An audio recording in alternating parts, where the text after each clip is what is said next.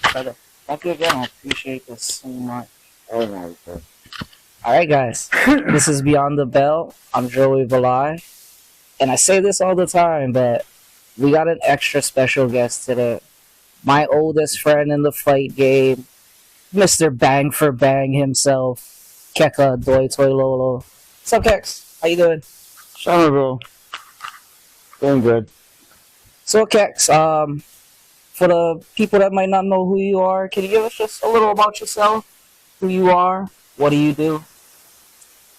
My name is Keka. Come from Makaha. Been enjoyed for a long time. I currently make boxing gloves for the fight community. Nice. Alright. So I used to train at Keka from about 2008 to around 2011. He's my original coach back from Team Makaha. Kex, can you take us back to the early 2000s and share what training was like back then? What were some of the challenges and memorable moments? That's cool, man. Uh, that really was just young kids, you know. Me and our other friend Richard was just watching Olelo one day, and we saw people fighting, and we thought we could do that. So we reached out to Destiny MMA, Jay Bolos. We saw his number in a magazine. But pretty much we had no background, you know, we was just scrappers from Macau who just wanted to test ourselves. Um, my dad taught me a little boxing. And at the time was just YouTube, whatever we could find on YouTube. Alright. How have training methods evolved over the years? What differences do you see in today's training compared to the past? Things really got more technical.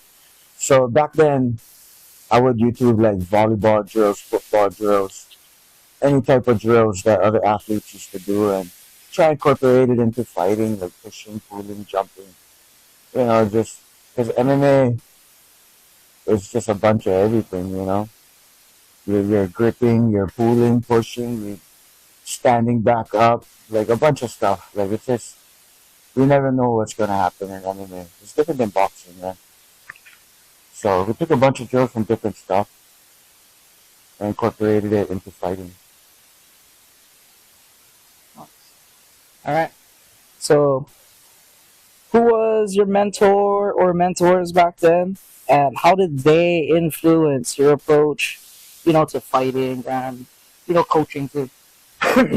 Shit, back then was like BJ Penn. He was the biggest one, and we also looked up to Falanico, and I would say I had Ronald Jones. But really, the inspiration was just getting in there and scrapping, because we really was just walking in there, a bunch of young boys. I was only 18 years old, and I was signing off on a bunch of kids to fight in the ring with me. Well, we all was learning at the time. So, that we always inspiring each other, you know. Kex, can you tell me one thing you miss about back in the old days that you wish they'd bring back to The real bangers. Yeah, back then, people used to show up at the weigh-ins and pick fights. Like, people never really cared. They wanted to fight who they thought was tough, but I get it nowadays, everybody marketing and stuff, but if we could bring back the real bangers, the attitude from back then, I fight anybody, anytime, we'd have some exciting matchups, because the tiny guys that should be fighting each other, you know who you is.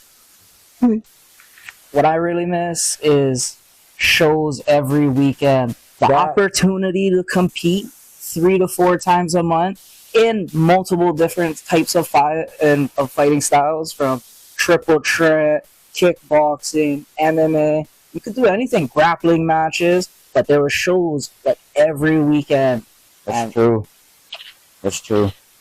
Every weekend having a show. Whether it was Man Up, Stand Up, Destiny, what else we had? We had Just Kicking It, Got Skills, HFC, X1. We had, bro, PIP, I missed Punishment a in lot. Paradise, bro. Punishment Strictly in Paradise. Bangers. A bunch of good Yeah. promotions back in the day. And the cards were stacked. Cards are stacked because everybody wanted to fight each other. Yeah. For sure. Like, you go back and you look at, like, a Man Up, Stand Up card from 2010. You had 21 fights and at least 15 bangers at the top. Yep. Yep. Alright. Kicks. Shoot, that was so much fun reminiscing. But I want to talk about, you know, how you started Bang for Bang Fight Gear and stuff. What inspired Bang for Bang Fight Gear?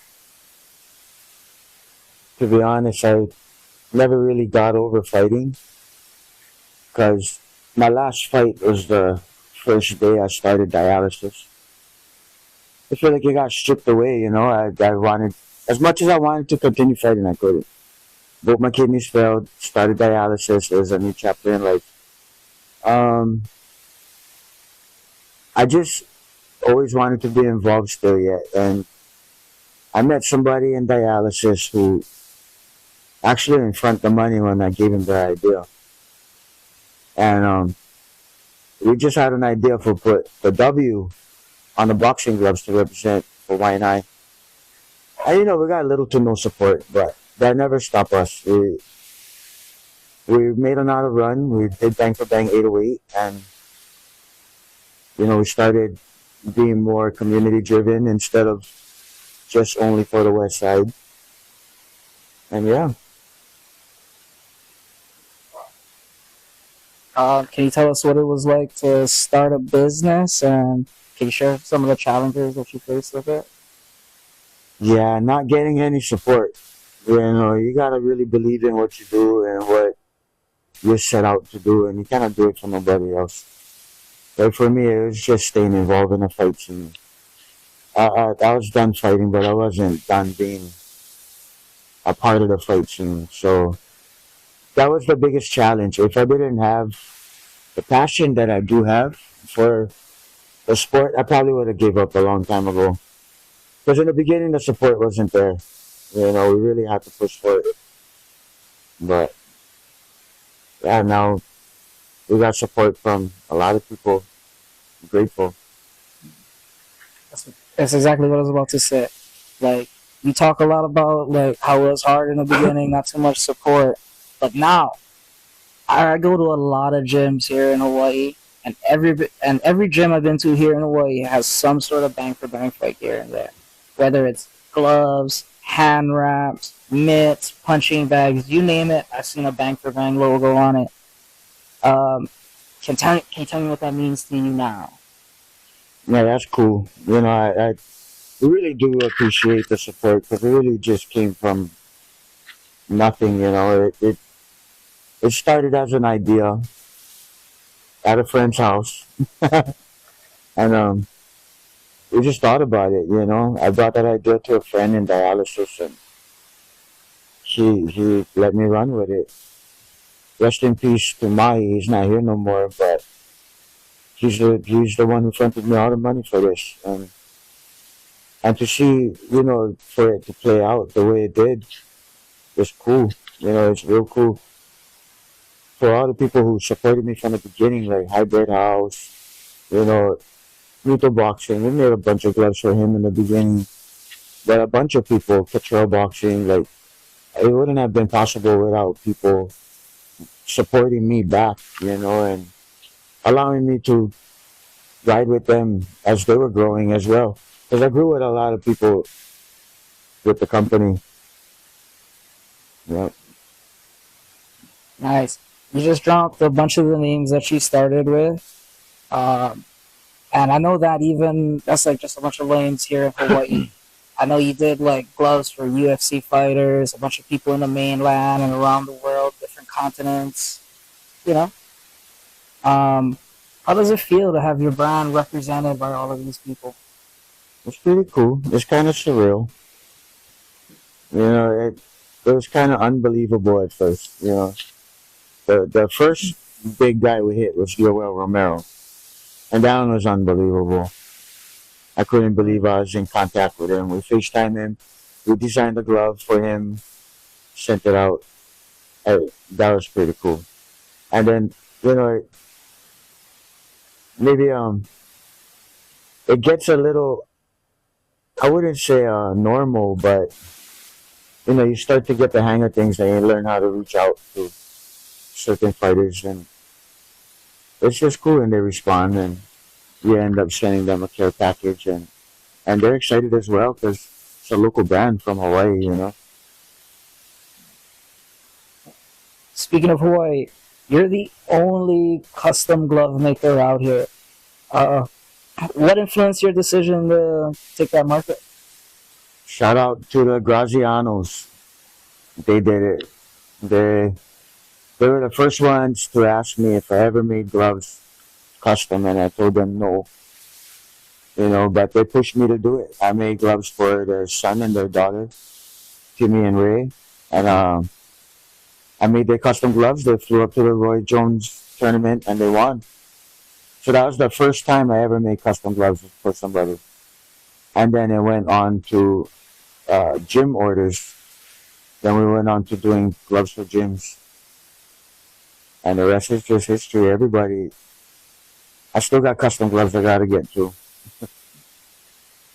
All right. What makes your gloves stand out? And can you tell me how Bang for Bang evolved over the years? What makes my gloves stand out? In the beginning, when we was ordering gloves, I was ripping the gloves open. I was ripping them open to see what they was made of because I wanted to know what I didn't want to order.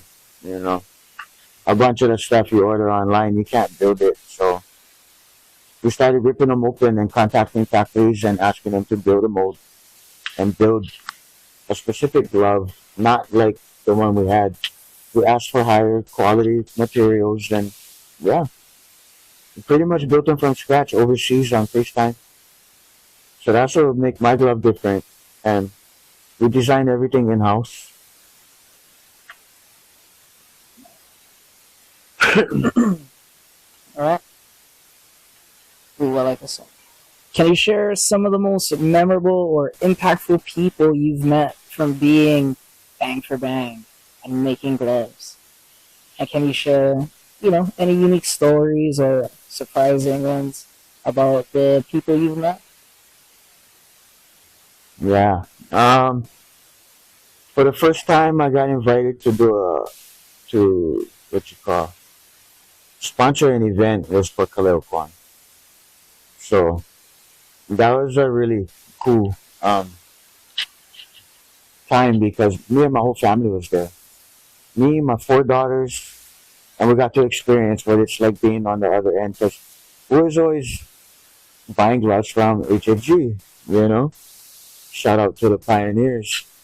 HFG, we always went to them. We always supported them, but we've never been on a sponsor side. So it was fun to experience that. I met Brother Al through Bang for Bang, which was a blessing because he not only helped me out in the fight scene, but he helps me out here too, you know. But he got me into Destiny, so it's kind of fun to, how we started fighting in Destiny. And for people who don't know, I fought in the first 5 Destinies, and yeah, and it's cool to be the sponsor of the show now, for Ryan Dela Cruz.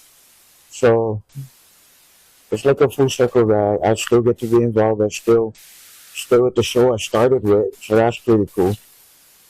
I don't know. Another exciting moment would be to see you guys grow. That's why I rep these guys so hard. TCK and Joey and their little team, I stand behind them all the way because we really do just come from a little town. You know, we got some punks up in there, but not everybody's a punk. And, hey, some of us just trying to bang in the ring, and they're continuing that right at the park, right on the streets, and that's solid. Man. No fancy coaches, just knowledge and cross training. Coach Mike. Awesome, da. Big time for Makaha. Yes, sir. You the man, Kex. Yeah, And those guys who mentioned, Uncle Khalil, Al, hope to get you guys on real soon. yeah. I cannot wait for hear you guys' stories. I'll be in contact really soon. Alright, Kex. So, what's the big plans with Bang for Bang? What's the future goals? I don't know. We've been talking about doing a smoker. I never really got to it yet. Um, what's the bigger plans for Bang for Bang? We was going to open with Amazon. We thought about selling in Walmart. It went through the logistics. It just didn't make sense. People talk about opening a shop. They want us to open a shop. Right now, it just don't make sense for us. The turnaround time for the gloves is a long time to bring in. But right now, we're selling out of Leeward Fight Shop by Power Fight Shop. Shout out to them. Um, we're looking to get into razors. But nothing much right now as of expanding. We're just going to continuously keep bringing in new gear. Custom gloves, we might come up with some sales, but we're down to collab with gyms, help fundraise. We do mini gloves. We make custom gloves for gyms. If you guys can't afford it, we can always work something out to where it makes sense for everybody. So, real community driven. Not much room for growth when you give back to the community as much as we do, but we do it for the sport and the community. Because I know I'd be stoked if HFG popped up in my DM when I was 16 and told you, oh, I saw you fight, and I'll sponsor you a pair of gloves, and that's what I do. I try to stay in tune with the community and keep up what's up to date, and just if I can't sponsor everybody, I'm spreading the encouragement. All right, and we as the community appreciate that so much, and we encourage you keep grinding, because you might not know it, but you inspire a lot of people around you to try new things. You're a big motivation and what made me start this new channel, and just going out and talking to people. You, the old school MMA Hawaii, that's the stuff that's got me out here talking. I'm trying to give back the same as you to the community that gave me so much. And, keep grinding, my bro. We appreciate it. And speaking of trying new venues, talk to me about Bang for Bang fight cards. All right. What inspired you to venture into the world of fight cards, Cax? Well, my brother John was always into cards. He started selling on whatnot, and he was collecting cards. So I've been watching him. He'd be buying me cards every so often on my birthdays and stuff. But I wasn't really into it, until one day, Almadeus came to my house and he bought me some cards, but we opened it on live. And when we opened it on live, I think Robert Banish was on there. And he was like, oh, that's a $5 card. Oh, that's a $3 card. And I was like, what the fuck? You know what I mean? So, I don't know. I ventured into it. I fell deep into it. And, I believe the UFC cards is the next thing, man. It definitely, so if you don't know about UFC cards, it's kind of like gambling. You buy a $30 box. There's possibilities you can find a card that's worth a few $100s. For example, I bought a $30 box at GameStop, and I pulled out a 1 out of 10 Conor McGregor, and I sold it for $250. So that's what got me hooked. I'm a gambler already. Nice. All right, so you mentioned that Conor McGregor card. Can you tell us about your fight card collection? What are some of the valuable or meaningful cards that you have in your collection? Yeah, right now I'm just collecting Bruce Buffer, bro.